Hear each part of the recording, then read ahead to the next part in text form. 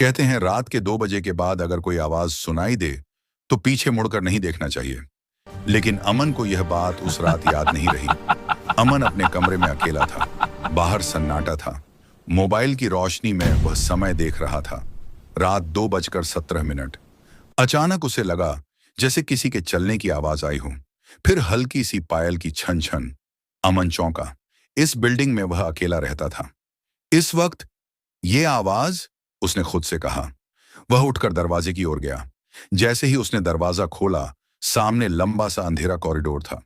कोई नहीं, लेकिन ठंडी हवा का झोंका आया और उसके कान के पास किसी ने धीमे से फुसफुसाया, अमन। उसका दिल जोर से धड़कने लगा। वह धीरे धीरे पीछे मुड़ा। वहां एक औरत खड़ी थी। सफेद साड़ी, खुले बाल, चेहरा नीचे झुका हुआ। सबसे डरावनी बात यह थी कि उसके पैर जमीन को छू ही नहीं रहे थे। अमन की आवाज गले में अटक गई। तब तुम कौन हो? औरत ने सिर उठाया। उसकी आंखें काली थीं, जैसे उनमें कोई जान ही ना हो। वह बोली, तुमने मुझे देख लिया। अमन डर के मारे पीछे हटने लगा। तभी कमरे की लाइटें झपकने लगीं। उसके कानों में फिर वही पायल की आवाज गूंजने लगी। उसी पल उसके दिमाग में बिल्डिंग से जुड़ी एक पुरानी बात घूम गई। 20 साल पहले इसी बिल्डिंग में एक औरत ने आत्महत्या की थी। कहा जाता था कि वह हर रात 2:17 पर दिखाई देती है। जो उसे देख ले वह सुबह तक जिंदा नहीं रहता।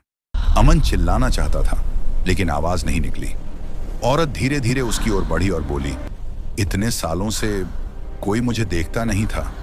अचानक सब अंधेरा हो गया। सुबह जब लोग उस कमरे तक पहुंचे तो दरवाजा अंदर से बंद था। पुलिस ने दरवाजा तोड़ा। अमन बिस्तर पर पड़ा था। उसकी आंखें खुली थी। चेहरे पर डर जमा हुआ था। दीवार पर घड़ी टंगी थी। वह रुकी हुई थी। रात 2:17 पर फर्श पर एक पुरानी पायल पड़ी थी, जो धीरे धीरे हिल रही थी।